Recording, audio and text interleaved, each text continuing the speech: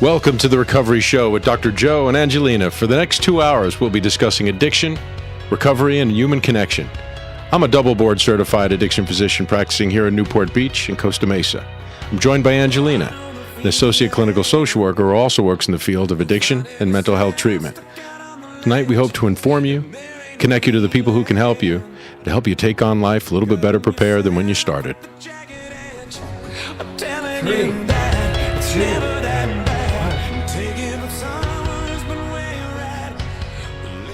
It's The Recovery Show. I just want to hear that one part. Wow, you take us out real fast there, Rip. It's The Recovery Show. I am Dr. Joe. Welcome back. And I'm Angelina. And Angelina, what day is today? June 1st. And that is Angelina's belly button birthday. Triple B, baby. Happy birthday, Angelina. Oh, thank you. That's Ripper. Rip, that's the first time you got on the air. I'm on mic. That means a lot, Rick. It really does. Thank you. And I have a special Nice. message for you. Oh. You do? Yes, I do. Oh, my goodness. Hey, and it's Amanda saying happy birthday from backpacking in the Sequoias. Wow. Just wanted to tell you how amazing you are and how much you inspire me on a daily basis. And I just want to wish you the happiest of birthdays because you deserve it, first of all. And second of all, you help so many people that I've seen personally just become better people every day because of the work that you do with them. And not only do they benefit, but their entire family benefits from it. And I've just seen some amazing transformations happen. And I just hope you know how special you are to me and to our team and to your family. And I just want you to know how appreciated and special you really are. So I hope you have the best night ever, and I hope that you have an awesome weekend. And I'm looking forward to celebrating when I get back. Okay, happy birthday! Woo, thank you, Amanda. Oh, my gosh. Wow. So for you, those of you on Facebook Live, Angelina cries maybe once a quarter, so here we go. There she goes. Wow, that was amazing. Yeah. Little speechless right now. That was really touching. She speaks truth, though. You do change lives. I'm telling you. You She's- save one life, you save the world. Yeah, that was incredible. Wow. Okay. Thank you, Amanda. If you're out there, I know she can't be hearing this right now because she is taking a well-deserved break and she's up in the mountains hiking. But that means a lot. First, I want to talk about a couple of things. We have a lot going on in our industry right now that we will have the opportunity to talk about. And where do you want to start? Well, I don't want to give the OC Register any more press, but I guess we have to talk about their articles. They've been, we've just been coming under assault. Yeah, and I don't even know if it's as much as talking about that particular news paper as much It's as... actually been in a ton of papers. Everybody's been following suit. I think it's just the media in general and people attacking our field and industry in general. Ultimately, our patients, your clients, my patients, are suffering because of this. And that's what I wanted to highlight. They're right. They're ultimately suffering, and they're suffering in two ways. So now we've got maybe treatment centers that needed a little work, but weren't doing anything unethical, are now potentially going to be closed down. I mean, what is the ultimate goal of the Costa Mesa and Newport Beach governments? What is their goal? Do they want to get rid of the treatment industry completely? I mean, is that their goal? Because it kind of seems like there's sober livings are not wanted in neighborhoods, and understandably so, because there's fear and there's miseducation, and there's an occasional bad player that's dirtying the swimming pool. I don't think I'm alone when I say that I think that sober living should be regulated. They absolutely should be regulated. Right, and I think that's what a lot of people are afraid of. And if you have a sober living with 6 individuals or less, it's considered a residence. It's not considered a business. And especially with these diagnoses of mental, they're in this psychological genre, Right. and I think that and those are protected by the Americans with Disabilities Act. Right.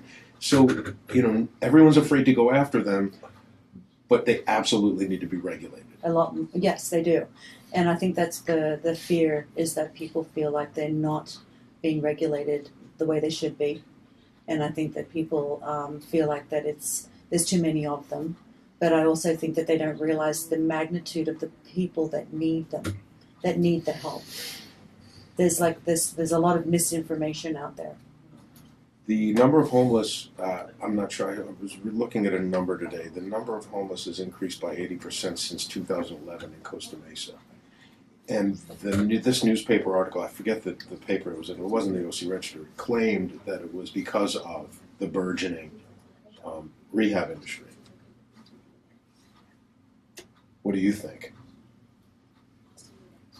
I don't have an answer to that. I don't know how you could prove that. Right, I don't and know I how think that's how why- you directly could prove that. And I think that was erroneous, and I think that was I think making assumptions, and I think it is too. and I don't think you can directly correlate that. No, I don't think you can either. Okay, there's the homeless population is increasing in Laguna Beach too. Are we looking at surrounding areas? Mm-hmm. Has the homeless population gone down in certain neighborhoods, and it's become more friendly for people to blend in, especially the 19th Street corridor? There's psychotic people walking up and down the street. I don't even know how the cops handle it. Let alone the people who are just primary addicts that are blatantly on stimulants Right. that need help. So what are we going to do here? And the general public does not want to hear it. The general public does not want to hear it. They don't live in the world that we live in. And there are people that are tuning in right now. But hold on a second, you just It's- said something. They don't live in the world we live in. Actually, that's the problem. They actually do They live in the do. world we live in. Exactly. They do. And for them to think for a moment that they don't, that's the problem. They think that they're separate from everybody else. Substance abuse is not a separate issue. Substance abuse doesn't discriminate. And for people to think that's not my problem, those people need to be, those people need to be removed from my neighborhood. You know what? That person who's got a problem, that person who's suffering and needs help, is your friend, your husband, your coach, your teacher, your banker, I was your called. doctor. Yeah, I was called by two very close people to me this week who are coming out admitting they've got problems. And if you don't think that it affects you, and if you don't think that there's hidden addiction in your immediate circle, your immediate first degree relatives, it's 1 out of 9 people. And those people, that could be your child that needs help. So if you want to turn your back on someone that needs help, think about the fact that it could be your own child that you're turning your back on that needs help. So, and the education, educating our people the fact and letting them know that there is no those people. And there are many people that are homeless in our society, and there are many people that are 2 paychecks or 1 paycheck from becoming that way. 70% of the United States is 1 paycheck away from that. So there, And the there's- incredible stress to remain 1 paycheck away from that is Mhm. what causes substance abuse, A or lot of what it. pushes people over the edge. So it's Absolutely. like, in my opinion, wake up, people. Those people attitude, seriously. Well, that's what we're here for. We're kind of calming the stigma. We're kind of changing the face, and it's hard. It's hard when the face of addiction is a 19-year-old who has never learned life skills, who's never gotten the chances to participate in life like they should have. The face of addiction is not just the 19-year-old. The face of addiction is the banker on Wall Street. The face of addiction is driving the car next to you in his BMW, his Mercedes on the freeway. The face of addiction is everywhere. It's not just the person who people have this preconceived idea of with a needle in his arm outside of a 7-Eleven. Nope. I mean, seriously, people Yeah. think that they're so far removed from the substance abusers and get those people out of my neighborhood. It's like seriously, this person that you think you want to get out of your neighborhood is someone who is probably doing your taxes one day and then passed out in the back of his car with a needle in his arm the next. Remove the judgment. The phone number here is 949-650-1015. Our guest finally made it in. Welcome, guys. Hey, thank you for having us. I'll let Angelina. Angelina works with them, so I'm going to let her do the introductions. I have had the honor of working with our guests a couple of times, and it's so amazing whenever they come to our center and work with the clients. We have Max Hirsch and Ryan Lamb in studio with us from Living Life in Recovery, and they do incredible, incredible things. And tell us a little bit about what you guys do. So yeah, Ryan and I and our partner Eric Spettel, who couldn't be here tonight, we run a company called Living Life in Recovery, and we do adventure therapy for treatment centers in Orange County, San Diego, and Los Angeles areas. So wait, adventure therapy. Yes. I've experienced it, but part of it. I know you do multiple different things.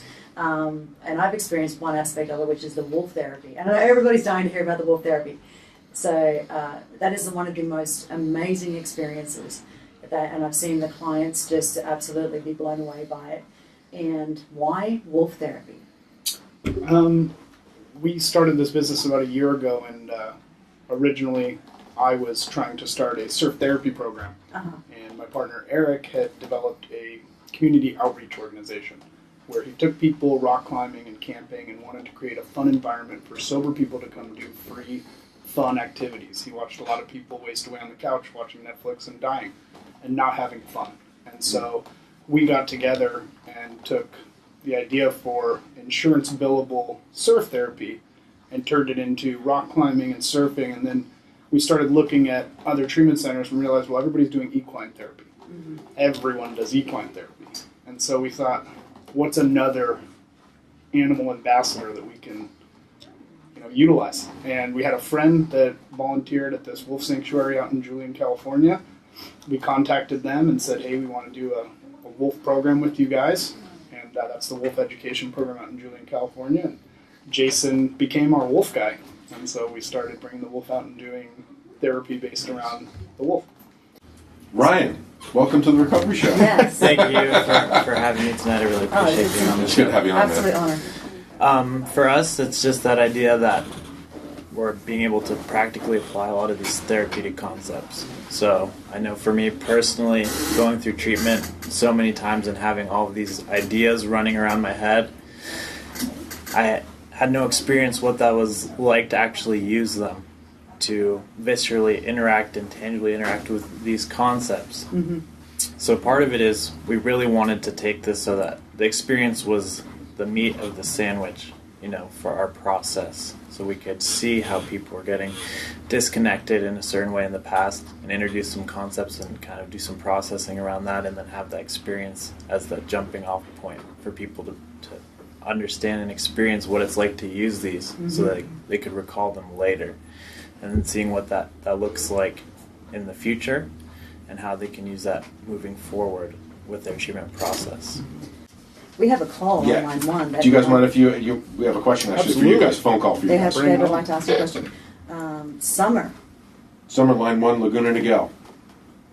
Summer, you are live on the Recovery Show. Oh, hi. Hello, Summer, how are you? Good, how are you? Good, you got a question for For Max and Ryan? Ryan. You guys do adventure, recovery kind of stuff. Is it open to anyone, or is it an insurance-based thing, or how do you get a part of it? Is it a group, or is it? Can we book you for bar mitzvahs? So, Yeah. unfortunately, at this time, due to our size, we work specifically with treatment centers. However, we will start hosting different community-based events. Our first one will be a graffiti cleanup at the Ortega Falls, where we're going to do rock climbing and clean up some graffiti that's tainted the area a little bit. And so we'll start blasting those on Facebook. You can find us on Facebook and on Instagram. Living Life in Recovery is the name. And would absolutely love to have people come out and help us when we start to do some more community outreach stuff. Okay, cool. Well, thanks for answering my questions. Absolutely, Summer. You have a wonderful night. Thanks for your call. Thanks for calling. But bringing Max and Ryan in to come in and do things like wolf therapy, it makes a difference. It definitely does. We've seen that with treatment centers that we work with. Retention rates seem to skyrocket as soon as we start working with them.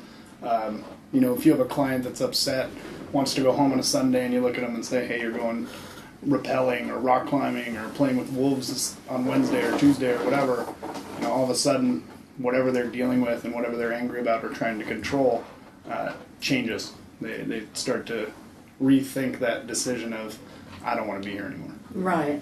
Go ahead and tell me a little bit more about what you were talking about, what you guys do that is different. So adventure by itself is a huge catalyst for change. Right. There's so much work to be done outdoors in nature, finding something to be passionate about. And alone, adventure has a lot that it can do to help change people. But when we tie it in clinically with a lot of the different aspects that we do, we see a lot of amazing results happen. Because I know for me, that knowledge, the information that I had and I gathered through so many treatment centers only went so far. And I needed to have something to fill that void inside me, something to get me outside of myself, back into the world, back doing something with my life, that meaning, the purpose, the fulfillment that I had lost touch with, that I was disconnected from. I know personally in my own story, I would sit in my apartment, and I'd see something come on TV or on Facebook. One of my friends would be doing something cool and be like, I'm going to do that tomorrow. And then tomorrow would come and I'd be doing the same thing as I was yesterday, and I'd say, I'm going to do that tomorrow. But tomorrow never comes. So today we get to do that. We see something that we want to do and we go do it. And we invite people to come with us. We try to develop a certain way of utilizing that within our programs. And it's a beautiful life, and we want to share that with people. So you guys are kind of catalysts. And it's interesting. And let me tell you something. For anybody who's listening out there that doesn't really know much about treatment, being in treatment 14 times is not an uncommon story anymore. Unfortunately. With the patients that we're taking care of. And they're waiting for programs like yours to kind of come into play. And a lot of them are being recycled through the same treatment centers. Cookie cutter techniques. Well, it's this idea sitting that in group all day, watching movies. I got comfortable with that idea of treatment. It was a place to go, to become, to be there. I was like a mini counselor. I had all the answers. I had the information. I'd read all the books in my free time. This had become an obsession for me to try to fix this thing by myself. So there was nothing different. It was new. It was comfortable for me to go back and repeat this cycle. Kind of like prison. It definitely... It's a form of institutionalization. Right. I was just thinking that, yeah. What Brian is talking about is some of our more adrenaline pumping programs. The Wolf program is awesome and it's super strong. I would think that's adrenaline pumping for me. It totally it is, can but be. it's a different type of adrenaline. I think I can let Ryan expand on it, but really, if you're 60 feet off the ground on a rope that's as thin as your pointer finger, you can't pretend to be someone other than who you truly are. And that's kind of what we focus on, is creating these situations where the characters go away. The masks come off, and we see these clients for who they truly are. They see each other for who they truly are, and start to build that relationship with themselves. I hate heights, and I love all of the stuff that we do because it allows me to face that. And because of those situations, and we've gone through it, we've taken our friends that are afraid, we learn those skills to be able to walk these people through in a way that helps them grow and become stronger.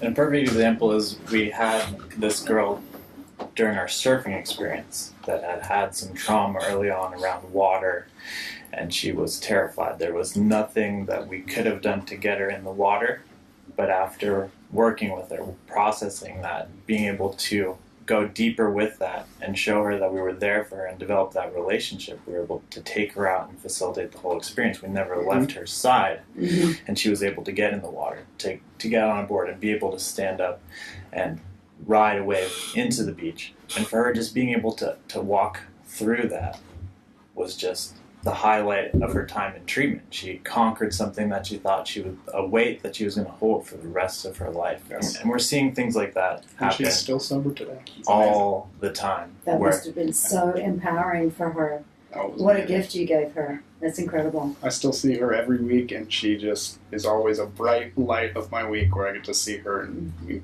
talk and catch up, and she's just doing amazing. Is she working in treatment? I'm not sure. I believe she's managing the sober living that she is Nice. actually living in, but I don't know if That's great to she's. see. Yeah, it's a beautiful But you have an amazing program. thing. We are very blessed to live the life that we live, and it's the smile on my face says it all. Yeah, but we're constantly developing new programs, always researching and developing. Right now we have surfing, indoor skydiving, wolves, ropes course, trapeze school, go-karts, pedigo, bikes with a monastery tour, zip line, safari park, rock climbing indoor and outdoor. They're both separate programs. We have our sport fishing, laser tag, trampoline park, and archery, and we're always developing more. I'm working really closely with our clinical director, Allison Sheehan, to see how we can make these new experiences viable. So it's about every month or two that we have a couple new programs to throw into the mix to see what we can do, how we can introduce new passions, how we can approach this topic that you guys were talking about from a different angle, because not everyone gets that same rush, that same passion out of adventure, but there is something that they can become passionate about, and that's what we really want to focus on, is how can we bring passion back into these people's lives. So, guys, I want to hear about what does an actual wolf experience look like. So I'm in treatment, right? You guys walk in.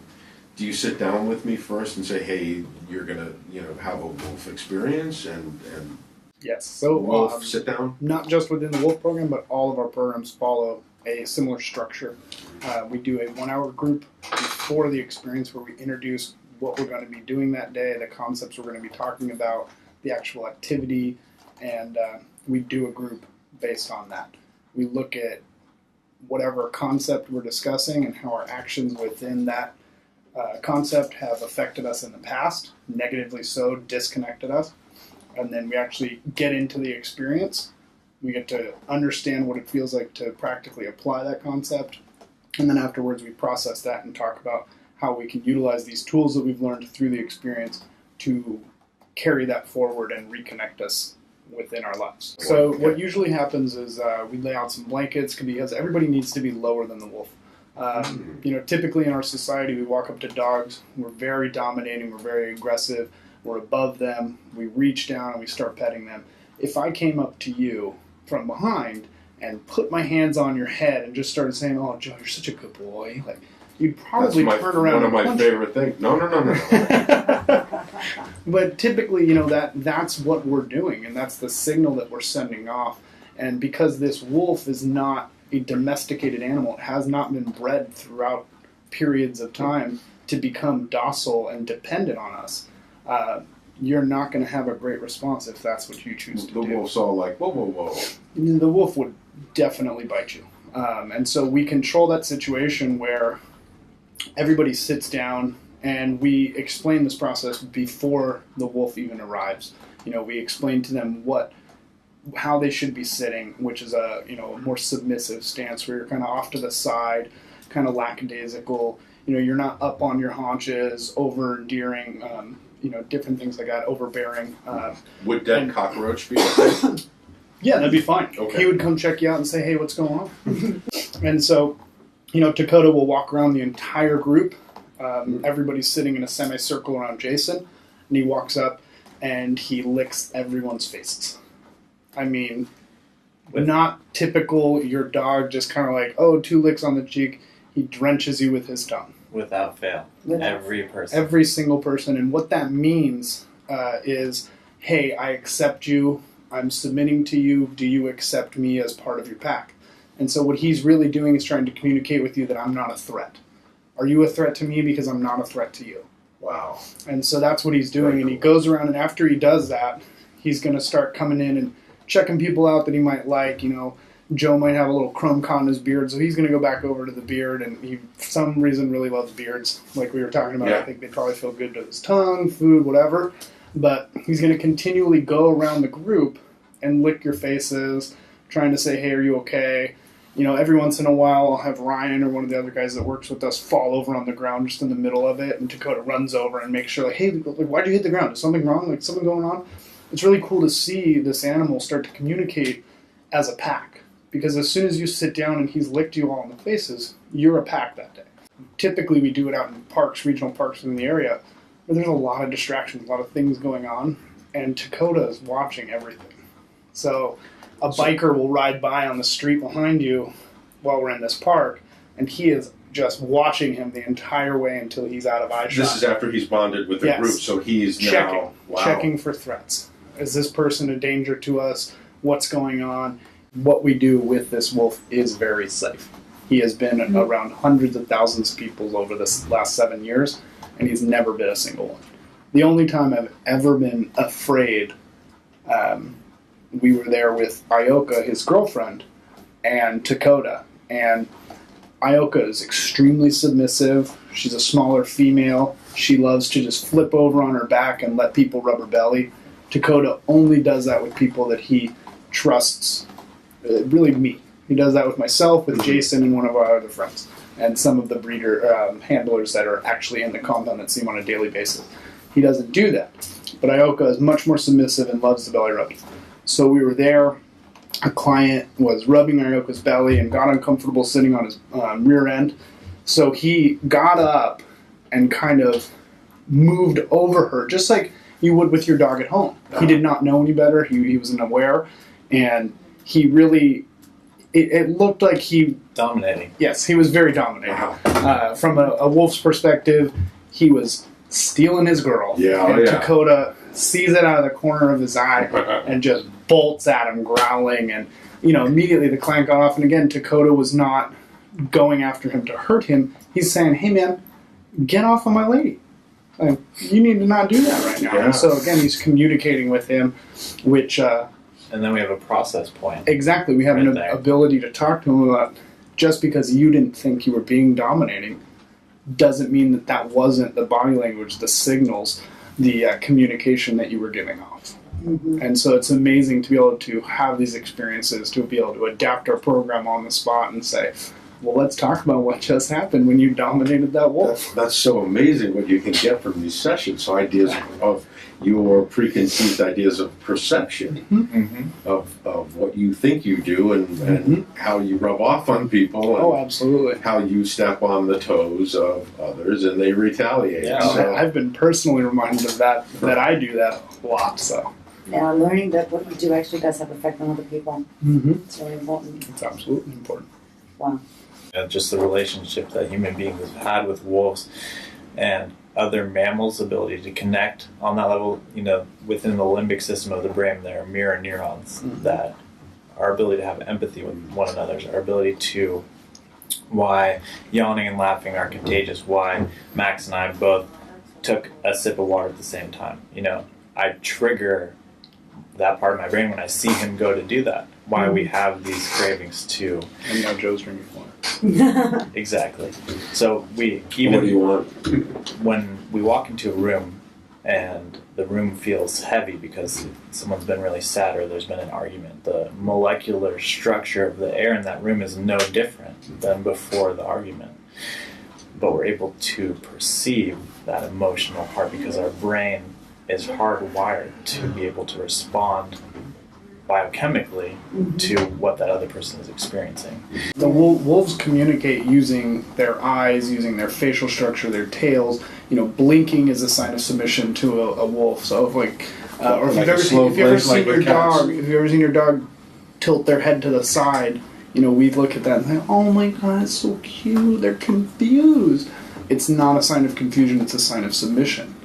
They're trying to say, whatever you're doing right now, I give in. And so again, these wolves... Exposing their neck. Exactly. The vital parts. Same with the belly. When they turn over and expose their belly, they're exposing another really vulnerable part of their body. Yes. When you walk down the street and you see someone that you nod up. You say, hey, what's up? and you expose that neck, like Ryan was talking about with the dogs, we do it as humans. You see somebody you don't know, you nod down. And I remember we talking about this, and I'm like, no, that's BS. And I started focusing on going through the grocery store and just seeing some dude and be like, what's up, man? I block my neck because I don't want to make myself vulnerable to somebody that I don't know or don't trust. And so I would challenge you guys over the next week, kind of start to think about that, and then get back to me and tell me how you fared. Okay. That's so I failed miserably. I was like, yeah, no, you're I know totally I'm right. going to also. Wow, I'll check that. That's great. Thank you. So how can treatment centers that are listening get in touch with you? You can send me an email at max.hirsch, that's HIRSCH, at livinglifeinrecovery.com. You can also fill out a contact us form on our website, which is livinglifeinrecovery.com. We are also on Facebook and Instagram. All roads come to me, and I will respond to your email as soon as I get it. We are hungry to work with as many treatment centers as possible, and to really get this out there and start creating some change within this industry. I'm going to pass the word on to the treatment centers that I work with, Absolutely, thank you because so I much. think you'd definitely be a welcome addition to their program. We absolutely appreciate that. Heck yeah. Okay, well, thank you guys for coming on the show. Absolutely. Yeah, it's been a pleasure and an honor to have you here. I know we started kind of on a negative note, but I want to close this out with a quote, and this actually comes from another DJ, Shadow Stevens, Okay. and our station manager said this to me, and he wanted to read this. As we're facing the media attacking our industry, we always have to. We unfortunately need to.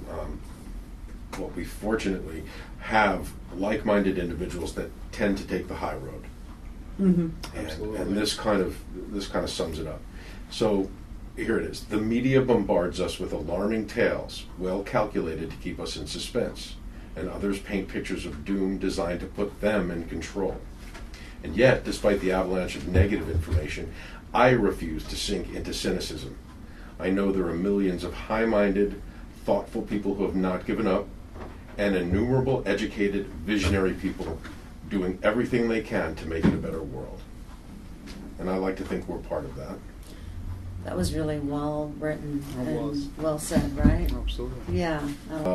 This has been a great show. It really has. It's Yeah. been amazing having you guys on. Thank you so much. Thank you guys so much for this Really. It was opportunity. really nice meeting you. Yeah. And I'm definitely going to get in on the next visit that you have to Tres Vistas. Absolutely. Yeah. Yeah. Hopefully we'll have the puppy by then. And I'll with beard. There you go. Exactly. Let's get pictures of that. That'd be cool. We will definitely get pictures and put them up on Facebook. For sure. Thank you, Max Hirsch. Thank you, Ryan Lamb from livinglifeinrecovery.com. And thanks for a great show. Angelina, happy birthday. Thank you. Happy birthday. The Recovery Show with Dr. Joe and Angelina on iTunes, on Podbean, on SoundCloud. Guys, thank you very much for being our audience, and thank you for spending Thursday night with us. This is The Recovery Show. I am Dr. Joe. And I'm Angelina. And Thanks for listening. until next week, stay close. It's never that bad. Taking up summers, but where you're at, we're laid out on the floor, and you're not sure you can take this anymore. So just give it one more try.